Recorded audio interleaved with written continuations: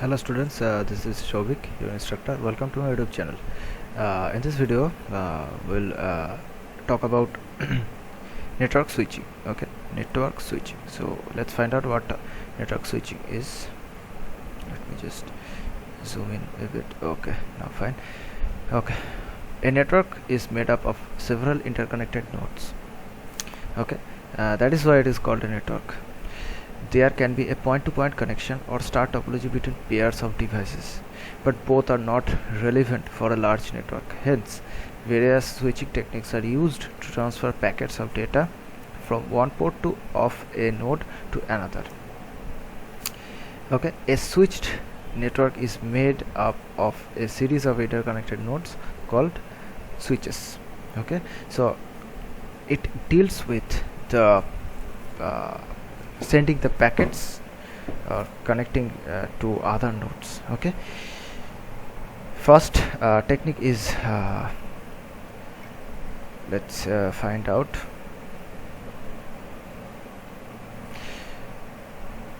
So switching techniques, the main goal of a network is a reliable exchange of data or information among several interconnected nodes, right?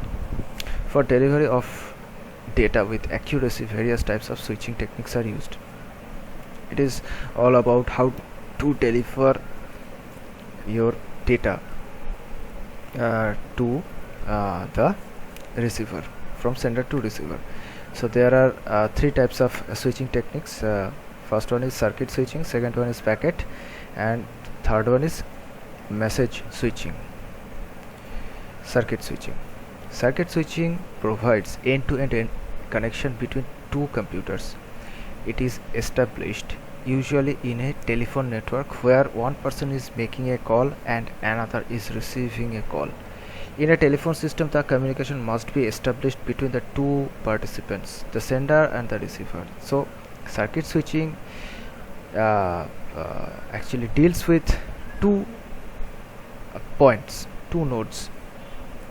One is a sender and one is a receiver. Just like our telephone system, when you call to your friend, there must be one person that you are calling. Okay, so that is how circuit switching works. It goes from one single point to the another single point. One is the sender or caller and another one is the receiver. Okay, the circuit is established between two participants before the transfer of data takes place. So whenever you call, you just dial the number, and first it takes the time to connect to that number you are calling. Once the connection is established, you can talk. That is how circuit switching works.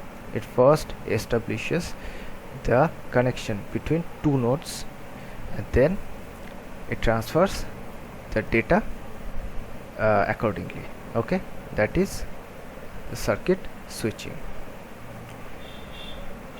Packet switching. In packet switching technique, the entire data is divided into small fragments called packets. Okay, now each packet is of a fixed size, usually 128 bits to 512 bits. Packet switching is similar to post office operation.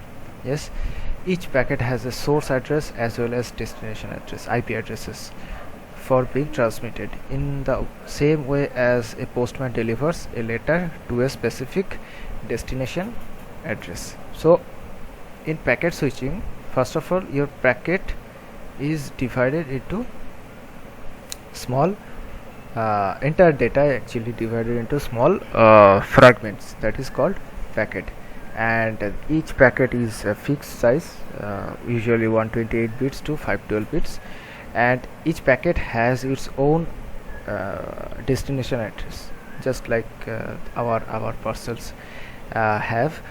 So each packet has a source address as well as a destination address for being transmitted in the way as a postman delivers a letter to a specific destination address. As there is no direct connection established between the sender and the receiver, each packet follows different routes, and therefore the packets are delivered in a random order at the destination address. Okay, so it is actually the difference between packet switching and the previous one, circuit switching. Okay.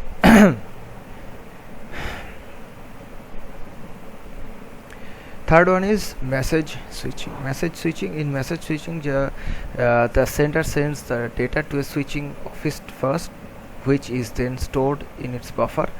It then checks the available link.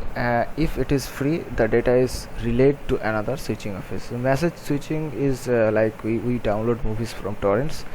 This is how message switching works. First, some good guy put that movie on that site, and then we take that movie from that site. So message switching is sender sends the data switching office. Okay, then it's stored in its buffer, then checks available link, and if it is free, then data is relayed to another switching office.